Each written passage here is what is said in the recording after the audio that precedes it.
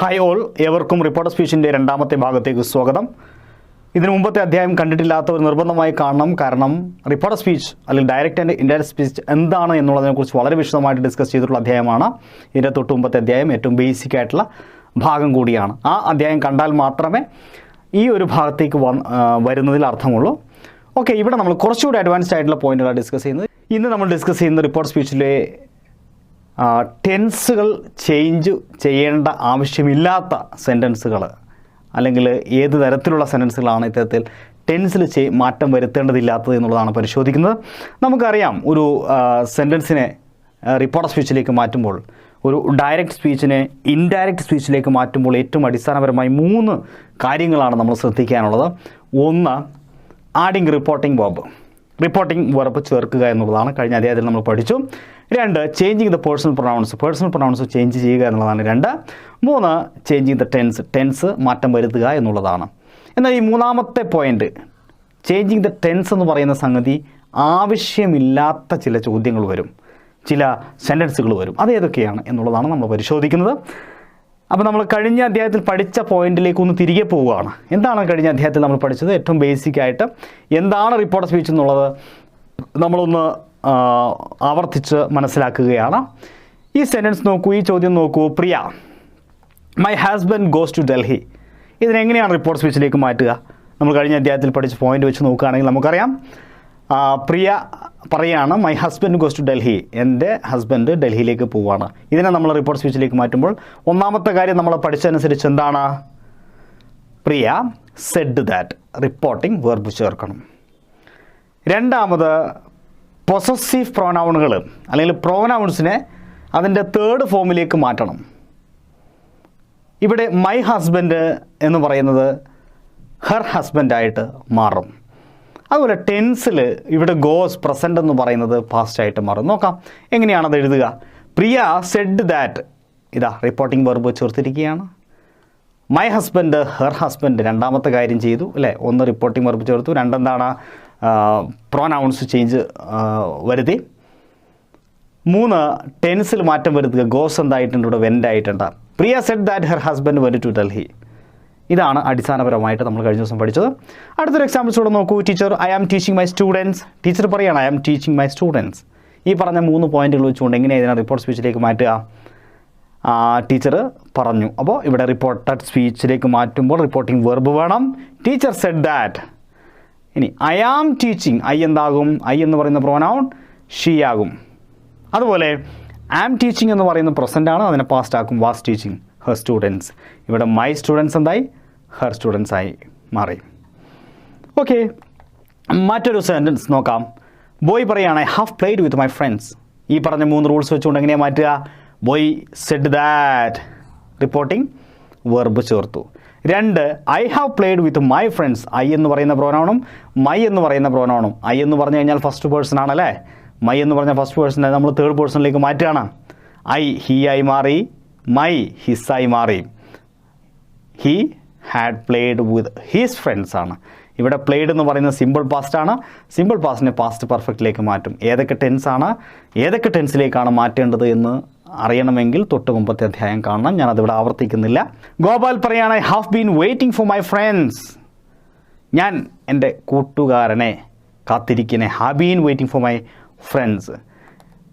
ഗോപാൽ പറയുകയാണ് Gopal said that. Gopal ആയതുകൊണ്ട് I എന്തായി മാറും? ഹി ആയി മാറും. മൈ ഫ്രണ്ട്സ് ഹിസ് ഫ്രണ്ട്സ് ആയി മാറും. ഇനി ഹാവ് ബീൻ വെയിറ്റിംഗ് പ്രസൻറ്റാ, അത് നമ്മൾ പാസ്റ്റിലേക്ക് മാറ്റുമ്പോൾ ഹാഡ് ബീൻ വെയിറ്റിംഗ് ആയി മാറും. ഇത്രയുമാണ് കഴിഞ്ഞ അധ്യായത്തിൽ നമ്മൾ ഡിസ്കസ് ചെയ്തിട്ടുള്ളത്. എന്നാൽ ഇന്നത്തെ അധ്യായം എന്തിനെക്കുറിച്ചുള്ളതാണ്? ഇന്നത്തെ അധ്യായം ഞാൻ ആമുഖത്തിൽ പറഞ്ഞതുപോലെ നമ്മളിവിടെ പറഞ്ഞ മൂന്നാമത്തെ കാര്യം എന്താണ്? മൂന്നാമത്തെ കാര്യം, ഒരു സെൻറ്റൻസിനെ റിപ്പോർട്ടർ സ്പീച്ചിലേക്ക് മാറ്റുമ്പോൾ ഒന്നാമത്തെ കാര്യം റിപ്പോർട്ടിംഗ് വെർബ് ചേർക്കലാണ്. ഇപ്പോൾ നമ്മൾ കണ്ടു റിപ്പോർട്ടിംഗ് വെർബ് ചേർക്കലാണ്. രണ്ടാമത്തെ കാര്യമെന്ന് പറയുന്നത് പ്രോനൗൺസ് ചേഞ്ച് ചെയ്യലാണ്. പ്രോനൗൺസ് തേർഡ് പേഴ്സണിലേക്ക് മാറ്റണം അല്ലേ, ഫസ്റ്റ് പേഴ്സൺ സെക്കൻഡ് പേഴ്സണെയൊക്കെ. മൂന്നാമത്തെ പോയിൻ്റ് ചേഞ്ചിങ് ദ ടെൻസ് ആണ്. എന്നാൽ ചില ചോദ്യങ്ങൾക്ക്, ചില സെൻറ്റൻസുകൾക്ക് ടെൻസ് ചേഞ്ച് ചെയ്യേണ്ടതില്ല. അത് ഏതൊക്കെ തരത്തിലുള്ള ക്വസ്റ്റ്യൻസ് ആണ്? അതിനെ വളരെ ഡീപ്പായിട്ട് നമ്മളൊന്ന് മനസ്സിലാക്കുകയാണ്. നോക്കൂ, നമ്മൾ ഇതുവരെ പഠിച്ച ചോദ്യങ്ങളിലെല്ലാം റിപ്പോർട്ടിംഗ് വെർബ് സെഡ് ദാറ്റ് ആയിരുന്നു. റിപ്പോർട്ടിംഗ് വെർബ് എന്ന് കേൾക്കുമ്പോൾ നമ്മുടെ മനസ്സിലേക്ക് സെഡ് ദാറ്റ് എന്നാണ് ഓർമ്മ വരിക, അല്ലേ? സെഡ് ദാറ്റാണ് നമ്മൾ ഇതുവരെ പഠിച്ചത്, സെഡ് ദാറ്റ്. എന്നാൽ ഈ സെഡ് അല്ലാതെ സെഡിൻ്റെ മറ്റു രൂപങ്ങളായ സെയ്സ്, സെഡിൻ്റെ പ്രസൻറ്റ് രൂപങ്ങളാണല്ലോ സേ ആൻഡ് സെയ്സ്, അല്ലേ? സേ എന്ന് പറഞ്ഞാൽ പ്ലൂറലായിട്ടും സെയ്സ് എന്ന് പറഞ്ഞാൽ സിംഗുലറായിട്ടും. അപ്പോൾ ഈ സെഡ് എന്ന് പറയുന്ന വാക്കിൻ്റെ പ്രസൻറ്റ് രൂപങ്ങളാണ് സേയും സെയ്സും. അതുപോലെ അതിൻ്റെ ഫ്യൂച്ചറാണ് വിൽ സേ. ഈ 3 പ്രയോഗങ്ങളും റിപ്പോർട്ടിങ്ങിൽ വരാറുണ്ട്. ഇതിലേതെങ്കിലും റിപ്പോർട്ടിങ്ങിൽ വന്നു കഴിഞ്ഞാൽ ആ റിപ്പോർട്ട് ഓഫ് സ്പീച്ചിൽ നമുക്ക് ടെൻസ് ചേഞ്ച് ചെയ്യേണ്ടതില്ല. നോക്കൂ, ഇവിടെ തന്നിരിക്കുന്ന സെൻറ്റൻസ് റഹീം പറയുകയാണ്, റഹീം സെയ്സ്. നിങ്ങൾ നോക്കണം, ഇതുവരെ ഇവിടെ സെഡ് ആയിരുന്നു നമ്മൾ കണ്ടിരുന്നത്. ഇപ്പോൾ ഇവിടെ പ്രത്യേകം എടുത്തു പറഞ്ഞിരിക്കുകയാണ് റഹീം സെയ്സ്, പ്രസൻ്റാണ് എന്ന് കൃത്യമായിട്ട് ചോദ്യം തന്നെ പറയുകയാണ്. I am waiting a novel. ഇവിടെ സെയ്സ് വന്നതുകൊണ്ട് തന്നെ ഇതിൻ്റെ ആൻസർ എന്ന് പറയുന്നത് റഹീം സെയ്സ്. അതിന് മാറ്റമൊന്നുമില്ല, അത് അങ്ങനെ തന്നെ എഴുതണം. That, he. എന്താണ് രണ്ടാമത്തെ കാര്യം? എന്തായിരുന്നു? ഒന്ന്, റിപ്പോർട്ടിംഗ് വെർബ് ചേർക്കുക. റിപ്പോർട്ടിംഗ് വെർബ് ഇവിടെ നമ്മൾ സെയ്സ് ചേർത്തിരിക്കുകയാണ്. റിപ്പോർട്ടിംഗ് വെർബ് സെയ്സ് നമ്മളിവിടെ ചേർത്തു. രണ്ടാമത്തെ കാര്യം പ്രോനൗൺ ചേഞ്ച് ചെയ്യലാണ്. ഐ ആം, ഐ എന്തായി? ഹി ആയി. 3, ആം വെയിറ്റിംഗ് എന്നുള്ളത് സാധാരണ രീതിയിൽ നമ്മൾ വാസ് വെയിറ്റിംഗ് ആക്കിയിരുന്നു, പാസ്റ്റിലേക്ക് മാറ്റുമായിരുന്നു. ഇവിടെ അതിൻ്റെ ആവശ്യമില്ല, ഇത് പ്രസൻറ്റിൽ തന്നെ പറഞ്ഞാൽ മതി. ഹി ആയതുകൊണ്ട് നമുക്ക് ആം എഴുതാൻ പറ്റില്ല, പകരം ഈസ് റൈറ്റിംഗ് എ നോവൽ. അപ്പോൾ ഇവിടെ നോക്കൂ, ടെൻസിനകത്ത് ചേഞ്ചിങ് സംഭവിച്ചിട്ടില്ല. ചോദ്യവും പ്രസൻറ്റിലാണ്, ആൻസറും പ്രസൻറ്റിലാണ്. Rahim says that he is writing a novel. എന്തുകൊണ്ടാണ് ടെൻസിനകത്ത് മാറ്റം വരാത്തത്? ഇവിടെ റിപ്പോർട്ടിംഗ് വെർബ് സേസ് ആയതുകൊണ്ടാണ്. നോക്ക് അടുത്തതായിട്ട്, he says I am not going to do it. അവൻ പറയാണ് I am not going to do it. ഈ സെൻറ്റൻസിനെ റിപ്പോർട്ട് ചെയ്യുമ്പോൾ എന്താ സംഭവിക്കുക? ഹി സേസ്, സെയ്സ് എന്ന് എഴുതി വെച്ചിരിക്കുകയാണ്. കാരണം ഇത് പ്രസൻ്റാണ്, നമുക്ക് മാറ്റമൊന്നും വരുത്താൻ പറ്റില്ല. ഇത് പ്രസൻ്റ് ആയതുകൊണ്ട് തന്നെ വരുന്ന സെൻറ്റൻസും പ്രസൻ്റ് ആയിരിക്കണം. ഐ എന്താണ്? ഹി ആണ്. I am not going, am going എന്തായി മാറുകയാണ്? ഈസ് ഗോയിങ് ആയി മാറുകയാണ്. He says that he is not going to do it. അപ്പോൾ ഇങ്ങനെയാണ് സേസ് വന്നു കഴിഞ്ഞാൽ വരുന്ന മാറ്റം. മറ്റൊരു എക്സാമ്പിൾ നിങ്ങൾ നോക്കൂ. ഹി വിൽ സേ, ഫ്യൂച്ചറിൽ പറഞ്ഞിരിക്കുക. I know it. തീർച്ചയായിട്ടും ഇവിടെ എന്താ സംഭവിക്കുക? വിൽ സേ അതുപോലെ തന്നെ എഴുതണം. He will say, he will say. എന്നിട്ടോ he will say that, he ആയിട്ടുണ്ട്. ബട്ട് ടെൻസിനകത്തൊരു മാറ്റം വന്നിട്ടില്ല, നോസ് ഇറ്റ് എന്ന് എഴുതി വച്ചിരിക്കുന്നു. കാരണം പ്രസൻറ്റിൽ പറയണം. അപ്പോൾ ഫ്യൂച്ചറിലാണ് റിപ്പോർട്ട് ചെയ്യുന്നത് എങ്കിലും സെൻറ്റൻസ് പ്രസൻ്റ് ആയിരിക്കണം. പ്രസൻറ്റിലാണ് റിപ്പോർട്ട് ചെയ്യുന്നതെങ്കിലും സേസ് വന്ന്, അതായത് പ്രസൻറ്റിലാണ് റിപ്പോർട്ട് ചെയ്യുന്നതെങ്കിലും വിൽ സേ വന്ന് ഫ്യൂച്ചറിലാണ് റിപ്പോർട്ട് ചെയ്യുന്നത് എങ്കിലും ആൻസർ, അതിൻ്റെ പ്രധാനപ്പെട്ട ഭാഗം എന്ന് പറയുന്ന സെൻറ്റൻസ് എന്ന് പറയുന്നത് പ്രസൻറ്റിൽ തന്നെ ആയിരിക്കണം.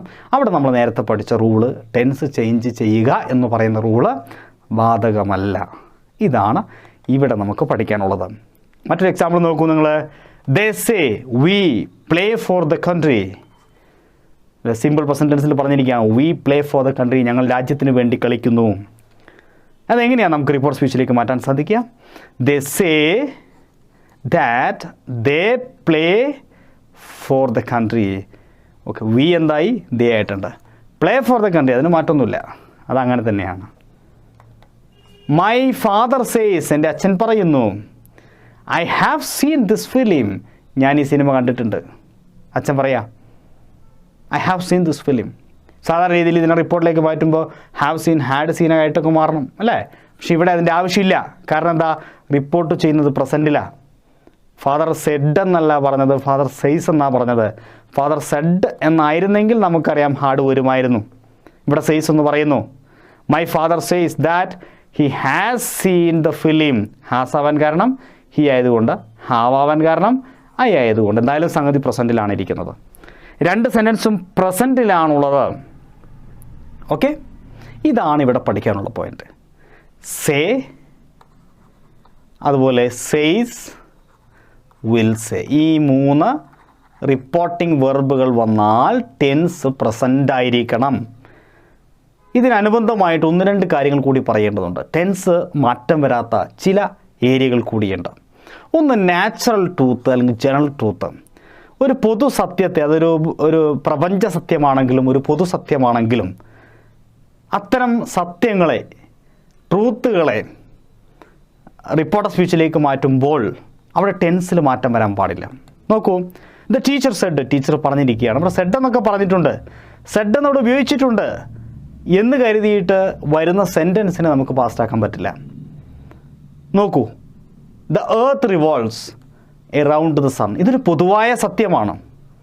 സാധാരണ രീതിയിലുള്ള സെൻറ്റൻസ് ആണെങ്കിൽ നമുക്ക് ടെൻസ് മാറ്റേണ്ടതുണ്ട്, യാതൊരു സംശയവുമില്ല. പക്ഷേ ഇവിടെ the earth revolves around the sun എന്ന് പറഞ്ഞാൽ ഇതൊരു പ്രപഞ്ച സത്യമാണ്, ഒരു പൊതുവായ സത്യമാണിത്. അതുകൊണ്ട് ഇത് അങ്ങനെ തന്നെ പറയണം. ദ ടീച്ചർ സെഡ് ദാറ്റ്, അതൊക്കെ ശരിയാണ്, സെഡ് ദാറ്റ് ഒക്കെ എഴുതി. ദ എർത്ത്, ഭൂമി, റിവോൾവ്സ് എറൗണ്ട് ദ സൺ, ആ സെൻറ്റൻസ് എന്ന് പറയുന്നത് അതുപോലെ തന്നെ എഴുതി വെച്ചിരിക്കുകയാണ്. ഒരു എക്സാമ്പിൾ നോക്കൂ. ഫാദർ സെഡ്, അച്ഛൻ പറഞ്ഞു. എന്താ?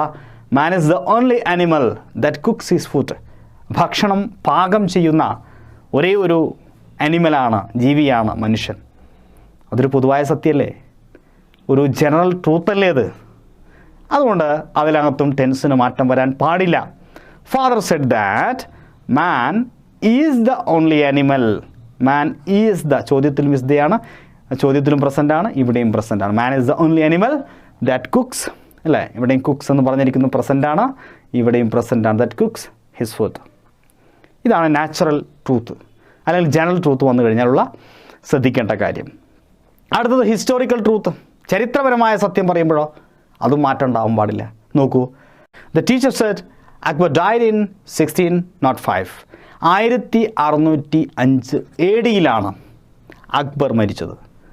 ഇവിടെ നമ്മൾ സാധാരണ റിപ്പോർട്ട് ഓഫ് സ്പീച്ചിലേക്ക് മാറ്റുമ്പോൾ സിമ്പിൾ പാസ്റ്റിനെ പാസ്റ്റ് പെർഫെക്റ്റിലേക്കൊക്കെ മാറ്റണം, അല്ലേ? നമ്മൾ അങ്ങനെയാണ് പഠിച്ചത്, പാസ്റ്റ് പെർഫെക്റ്റിലേക്ക് മാറ്റി പറയണം. പക്ഷേ ഇവിടെ മാറ്റേണ്ടതില്ല, കാരണം ഇതൊരു ഹിസ്റ്റോറിക്കൽ ട്രൂത്ത് ആണ് എന്നുള്ളത് കൊണ്ട്. ഇതിൻ്റെ ആൻസർ എന്താ? The teacher said that Akbar died in 1605 AD. 1605 ഒരു മാറ്റവും സംഭവിച്ചിട്ടില്ല. അപ്പോൾ ഇത്തരത്തിലുള്ള ഹിസ്റ്റോറിക്കൽ ട്രൂത്തുകൾ വന്നു കഴിഞ്ഞാലും ടെൻസിനകത്ത് മാറ്റം വരുത്താൻ പാടില്ല.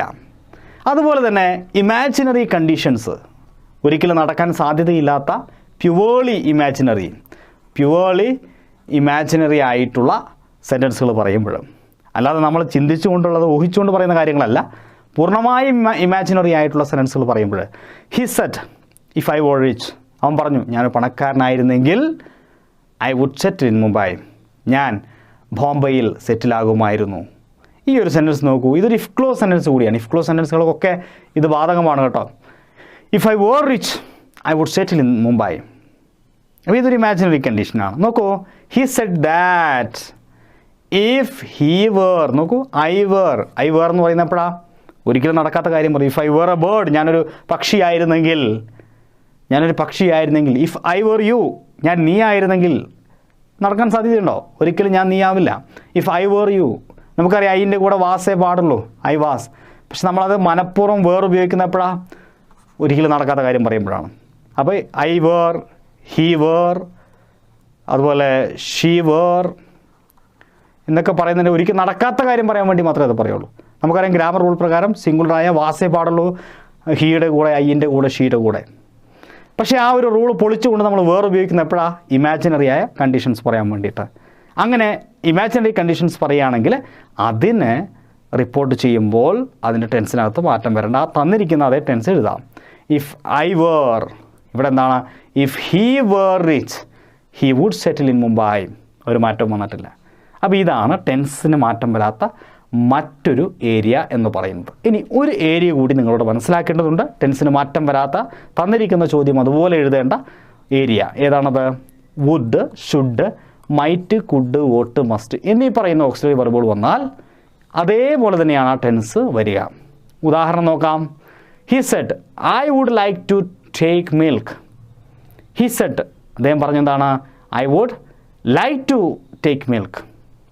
ഓക്കെ, പാല് കുടിക്കാൻ, പാല് കഴിക്കാൻ എനിക്ക് ഇഷ്ടമാണ്. I would like to. Okay, ഇഷ്ടമായിരുന്നു എന്ന അർത്ഥത്തിൽ, അതായത് ഫ്യൂച്ചറിലുള്ള സംഗതി റിപ്പോർട്ട് ചെയ്ത് നേരത്തെ ഉള്ള ഒരു കാര്യം, മുമ്പേ ഉള്ള ഒരു കാര്യം പറയുകയാണ്. അപ്പോൾ വില്ലിൻ്റെ പാസ്റ്റ് ആണല്ലോ വുഡ്. വുഡിനെ ഇനി നമുക്കിവിടെ പാസ്റ്റ് ആക്കാൻ സാധിക്കില്ല. ക്യാനിൻ്റെ പാസ്റ്റാണ് കുഡ്, അതിനെ വീണ്ടും നമുക്ക് പാസ്റ്റ് ആക്കാൻ സാധിക്കില്ല. അപ്പോൾ ഓൾറെഡി ഇതൊക്കെ പാസ്റ്റാണ്, അതുകൊണ്ട് ഇതിനകത്ത് വേറെ മാറ്റം വരുത്തേണ്ടതില്ല.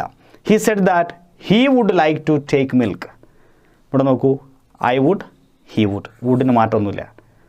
അതേപോലെ തന്നെ ഈ വരുന്ന ഏത് വാക്ക് വന്നു കഴിഞ്ഞാലും, he said the boy must apologise to the teacher. Must വന്നു കഴിഞ്ഞാലും ഇതേപോലത്തെ മാറ്റം തന്നെയാണ് വരിക. മസ്റ്റ് വന്നാലും മൈറ്റ് വന്നാലും. നോക്കൂ, he said that the boy must apologise to the teacher. അപ്പോൾ ഈ പറയുന്ന ഓക്സിലറി വെർബുകൾ would, should, might, could, ought, അതുപോലെ മസ്റ്റ് എന്നിവ ചോദ്യത്തിൽ വന്നു കഴിഞ്ഞാൽ ഉത്തരത്തിലും അതിന് മറ്റ് രൂപമാറ്റമൊന്നും സംഭവിക്കില്ല. അത് അതുപോലെ തന്നെയാണ് ഉണ്ടാവുക. ടെൻസിനകത്ത് വേറെ പ്രകടമായ മാറ്റമൊന്നും സംഭവിക്കില്ല. ഓക്കെ, ഇത്രയുമാണ് ഈ ഒരു ഏരിയയിൽ പഠിക്കാനുള്ളത്. See you, by.